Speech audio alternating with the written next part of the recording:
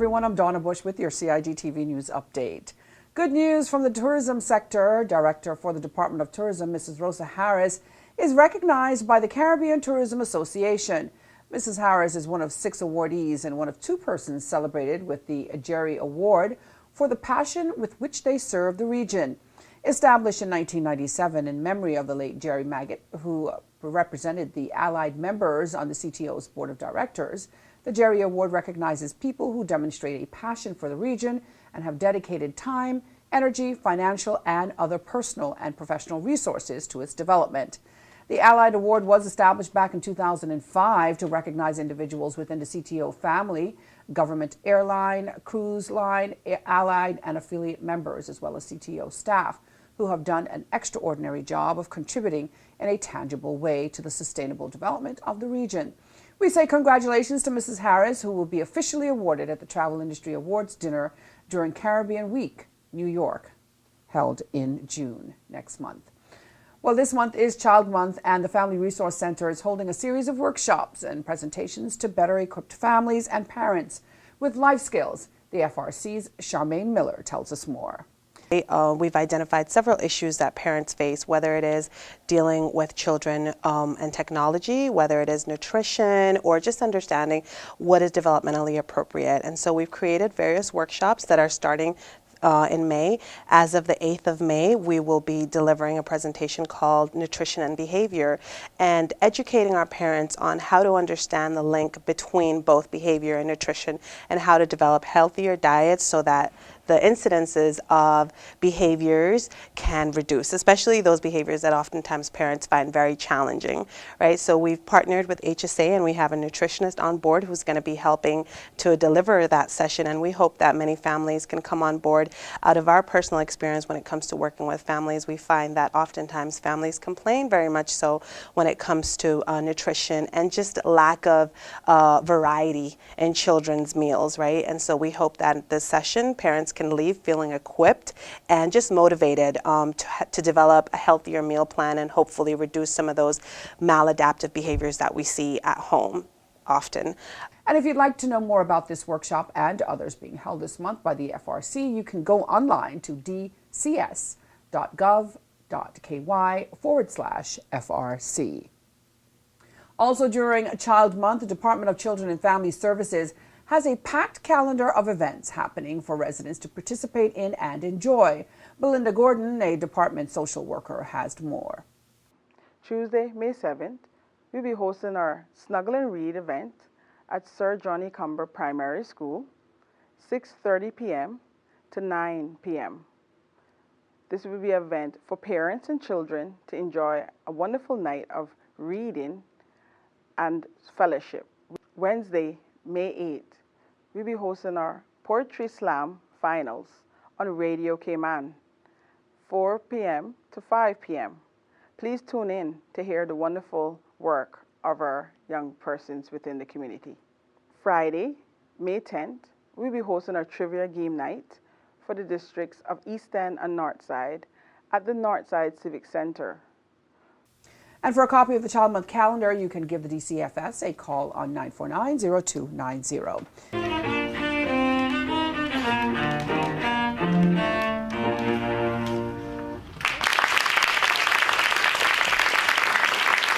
Finally, last Saturday, 11 student finalists from 7 of Cayman's public and private schools performed to a packed audience and a panel of international judges at the 12th Annual Butterfield Young Musician of the Year 2019 Awards.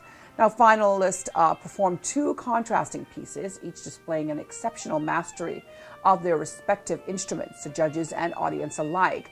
Cellist Daquan Smith of John Gray High School was ultimately named the Butterfield Young Musician of the Year 2019. The runner-up title was awarded to pianist Cameron Gilson, an A-level student at St. Ignatius Catholic School, who delighted with his performances. In her speech, Minister for Education and Youth, the Honorable Juliana O'Connell Connolly, said the benefits of music from a young age is crucial, as it includes movement, emotion regulation and expression, communication, improved attention, focus, and memory, key components needed for school life and life on a whole. She added that it takes a village to help the talented students get where they need to be, commending the parents, teachers, family, and friends. Now, all 11 competitors received a trophy for their participation on reaching the finals for the 2019 competition. The first place winner and runner-up also received trophies and cash awards, courtesy of Butterfield. We say a huge congratulations to both Daquan Smith and Cameron Gilson. And here are some of the highlights from the night.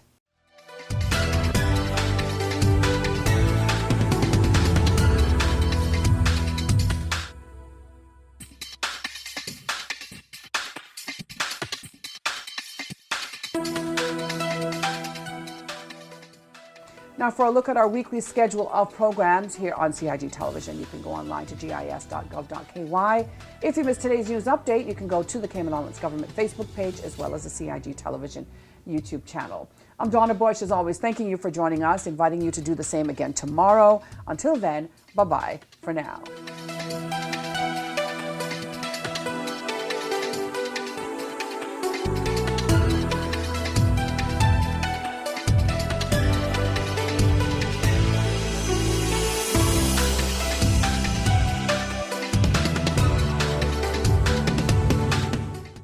Boating, fishing, and water sports in the Cayman Islands are great, but keep a cool head. Here are 7 tips for fun and safe sea outings. Number 1. Use a checklist to plan your outing. Check the weather forecast, make a float plan, and share it with someone who is remaining on land, stating where you're going, with whom, and when you're expected to return. Visit your nearest marine supply store to get your safety gear. This includes signaling mirrors, whistles, and a flare kit.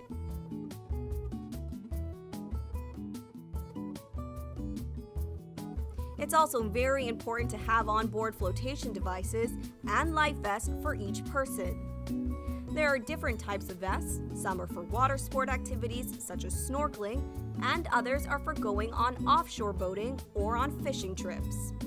Number 2. These items can be lifesavers in case of an accident or bad weather. Number 3. Use a motor kill switch, especially if you're boating alone. In case of a leak or breakdown, always stay with the boat until help arrives.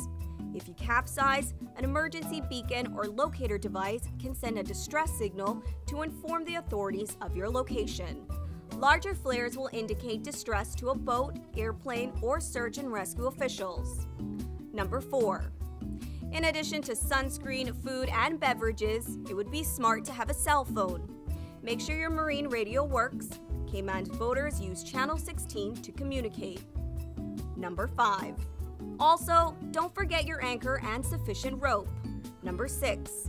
Boat operators should be familiar with the local waters and reefs, as well as the capabilities and functions of the vessels they are using.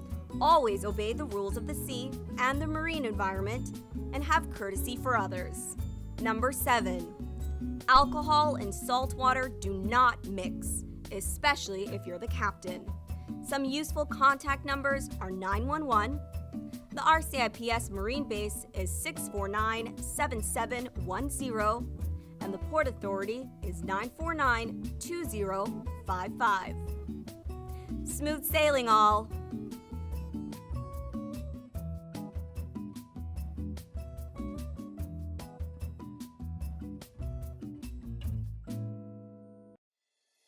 The Esterly-Tibbetts Highway 3-lane roundabout is ready for drivers. It's time to make sure you know how to use it. First, know which exit you need to take. Pay attention to lane arrows and signs. Make sure you use your signal to change lanes or exit the roundabout. To turn left, you always approach in the left-hand lane and indicate left. To drive straight ahead, you need to be looking out for signs and road markings indicating which lane to use. Get in one of the lanes marked with a straight-through arrow. If turning right, you must use the right-hand lane and indicate accordingly. To use the roundabout safely, remember these 3 tips. Know your exit, pick your lane, and signal to make your turn.